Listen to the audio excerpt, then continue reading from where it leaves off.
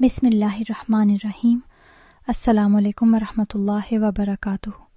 محترم ناظرین، آج میں آپ کو یہ بتاؤں گی کہ بیوی سے ہفتے میں کتنی بار ہم بستری کرنی چاہیے، ہم بستری کا بہترین وقت کون سا ہوتا ہے، شریعت اس کے بارے میں کیا کہتی ہے اور سائنس کی کیا رائے ہے۔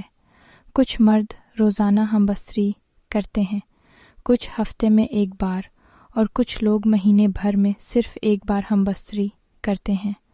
سب سے پہلے یہ سمجھنا ضروری ہے کہ ہر انسان کی شہوانی کیفیت ایک جیسی نہیں ہوتی۔ کچھ مردوں میں خواہش زیادہ ہوتی ہے، کچھ میں کم۔ خواتین میں بھی یہ فرق پایا جاتا ہے، کسی میں زیادہ رغبت، کسی میں کم۔ اسلام نے اس بارے میں کوئی خاص حد مقرر نہیں کی، نہ قرآن میں اور نہ احادیث میں ایسا کوئی حکم آیا ہے کہ ہفتے میں اتنی بار لازمی ہم بستری کرنی چاہیے، کیونکہ اسلام ایک فطری دین ہے۔ وہ انسان کی صحت، طبیعت اور حالات کو مد نظر رکھ کر اصول سکھاتا ہے۔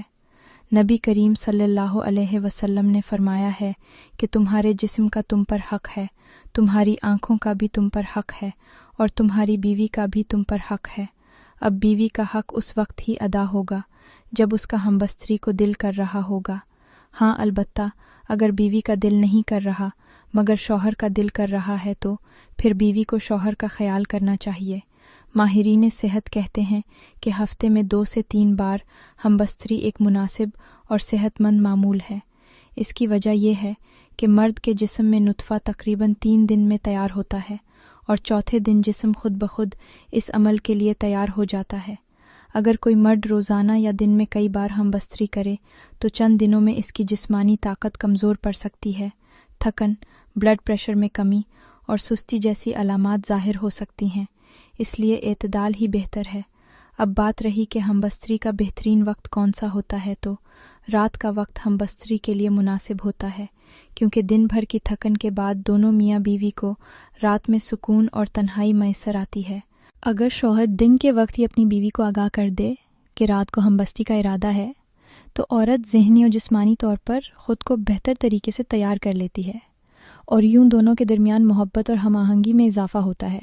اس کے علاوہ اگر ہم بستری تہجد یا فجر سے پہلے کی جائے تو یہ عمل مفید اور باعث راحت ہوتا ہے، کیونکہ بعد میں غسل کر کے نماز بھی ادا کی جا سکتی ہے۔